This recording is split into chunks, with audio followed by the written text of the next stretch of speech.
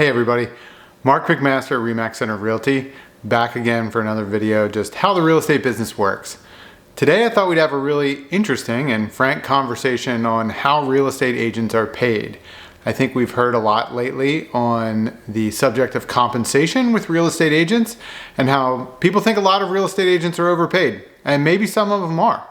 I'd like to talk today just about how real estate agents are paid and what running a real estate business really looks like when you get down into the nuts and bolts of it. And I'm going to be very frank and share with you what my income looks like and also what my expenses look like. So let's get right into it. So what really is the role of a real estate agent, and what value does a real estate agent provide to you? So a real estate agent really acts as your representative, whether you're a seller or whether you're a buyer. They just act as your representative in the transaction. They have the experience and the training of doing it 10, 20, 100 times a year on selling a real estate piece of property that you may have never done before in your life. And that's where their value really comes in, is the experience and knowing what to ask for and knowing bits and pieces of negotiation that can really help you in the transaction. As real estate agents, we really become intermediaries between buyers and sellers. Usually a buyer has their own agent and a seller has their own agent. Sometimes that agent works for both of them. That's what we in Pennsylvania would call a dual agent, where the real estate agent is representing both sides of the transaction, the seller side and the buyer side of the transaction. And really when that happens, that agent can really just act as a facilitator in the transaction. They can't really hurt the seller and help the buyer, and vice versa. They can't help the buyer and hurt the seller.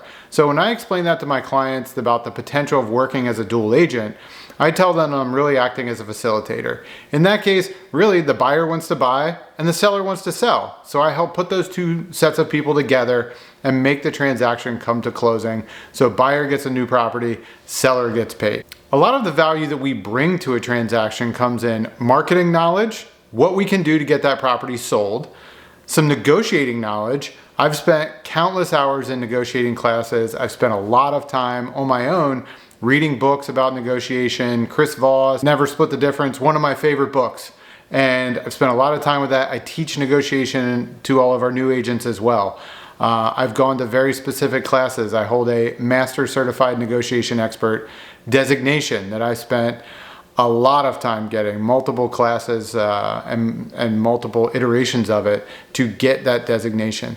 Also just the experience, how to use the contract, what things you can ask for in a home inspection, what would be considered unreasonable to ask for in a home inspection. Things like that that help keep the transaction moving forward. Things like what would be considered a reasonable deposit amount. If you only do this once every 10 years, as a typical buyer does, you don't know what's customary, and that's where your agent comes in and can really act as your intermediary in the transaction to help things continue to move forward. So there's a lot of different compensation models out there as far as how real estate agents get paid. Typically speaking, real estate agents get a commission. They get paid a portion of the sales price when the transaction closes, and usually only when the transaction closes and only if the transaction closes. So a lot of times a real estate agent could wind up doing a lot of work and the transaction doesn't close and they don't get paid at all. They may have a lot of expenses involved in that and they just don't get paid. So it doesn't happen often, but when it does, for some agents that can be absolutely devastating. If it's the only transaction that they have in the works and don't have another one in the works at that time, they might not get paid again for another 2 months. In that commission model, there's a lot of different commission splits. Some agents are on 100% commission, where they might just pay a fee to their brokerage every time a transaction closes. Some of them might have just pay a desk fee or pay some office rent in addition to it, in addition to that single fee that they pay. There's a lot of different models out there. Some offices will take a larger percentage of the commission that comes in, and the agents will pay less expenses. In my office, my commission model for myself is I get the vast majority of my commission. I get 96% of it. And then I have set office fees every month that I pay to work at RE/MAX Center Realty, that I pay to RE/MAX to be a part of that organization and work under that umbrella. So I basically pay office rent, I pay some money into advertising, and then I also pay some money up to RE/MAX headquarters for some regionalized advertising that they do for us, as far as billboards and television advertising and radio advertising that you may have heard out there in the public, that's for the public eye. With the new NAR settlement that's coming out, it's yet to be approved, but it's a good chance that it will be. There could be some new fee models coming out. There could be people who will work just for a flat fee and charge $2,500, $5,000. I don't know. Those people haven't really started doing that yet. There are some of those that exist now on the seller side where you pay a flat fee.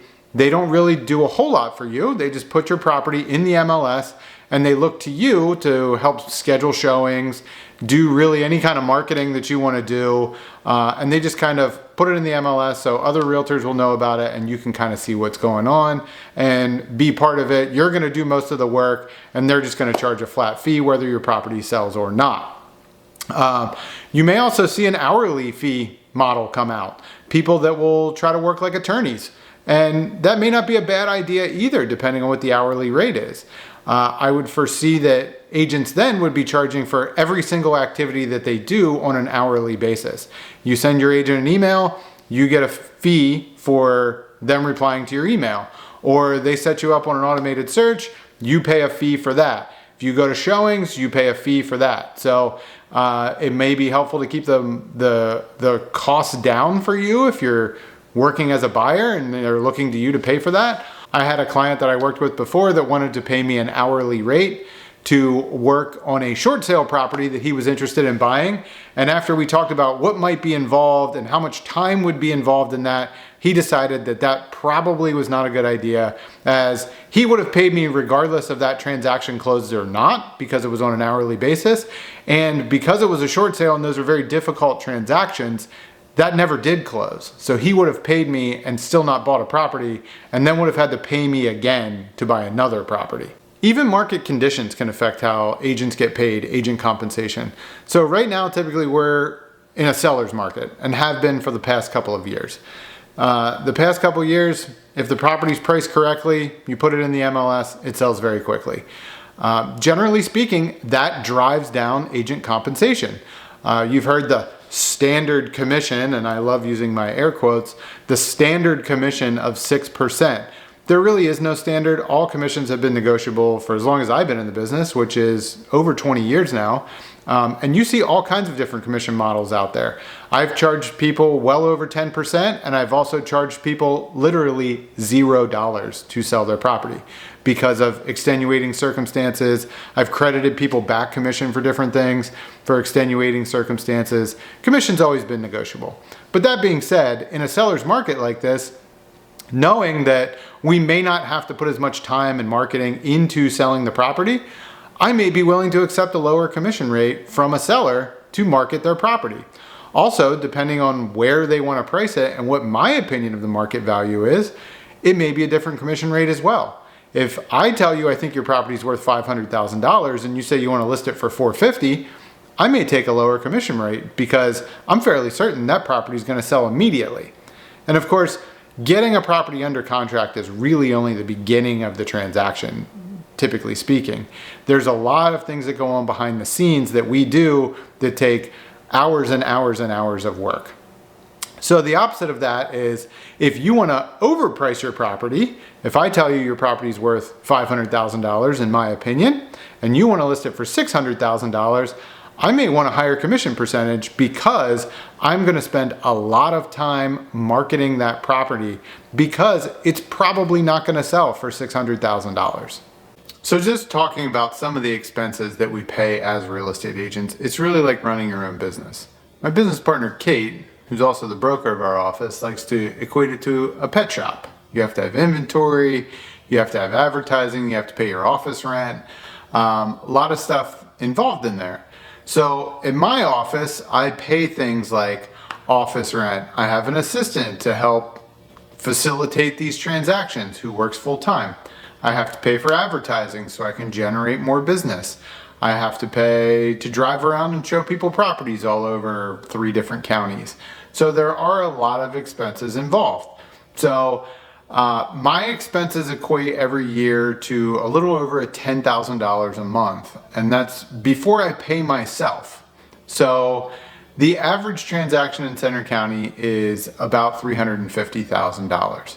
As a buyer's agent, we're paid usually these days about 2.25%. That's what we get paid out. So once you break that down, it comes out to a little over $5,000 per transaction. So for me to break even after I take out 30% for taxes, which I do out of every transaction, I have a separate bank account where I take out 30% for taxes.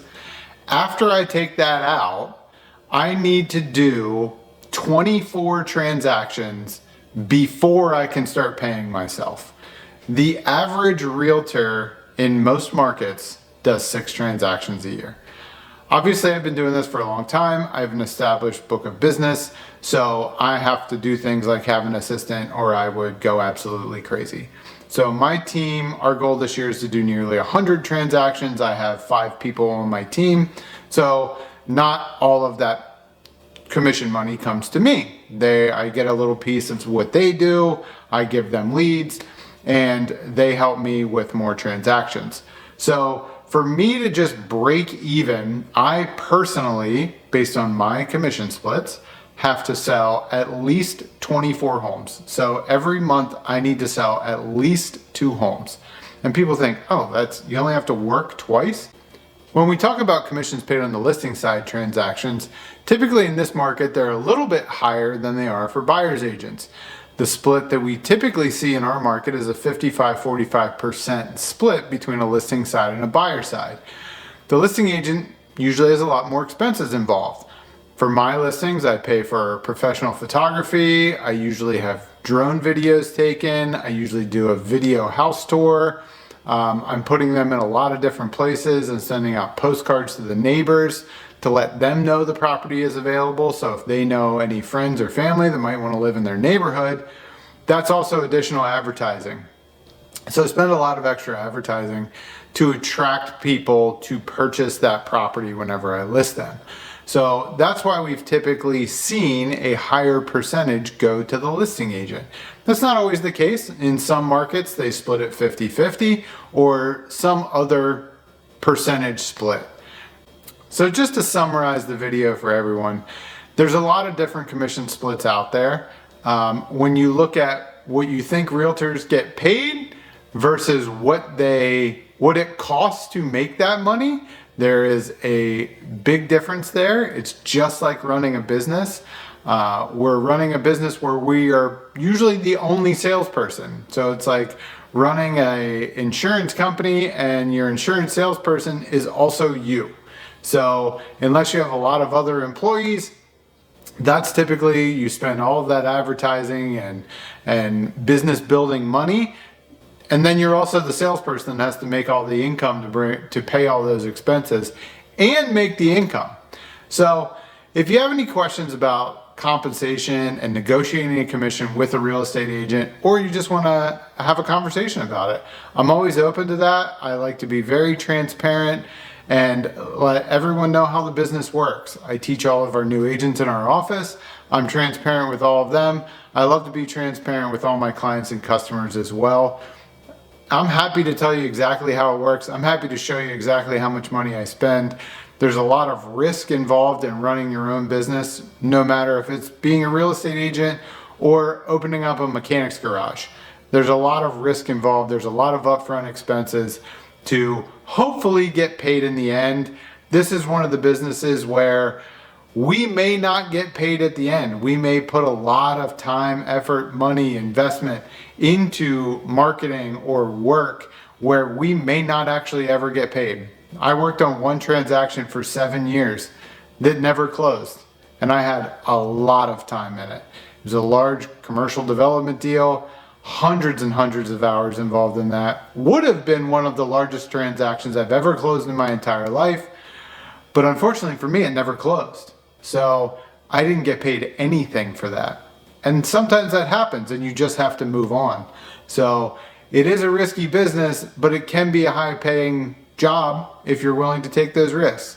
So thanks for watching the video. Like I said, if there's ever anything you have questions for about the real estate business, I'm happy to share that. I'm an open book. Let me know.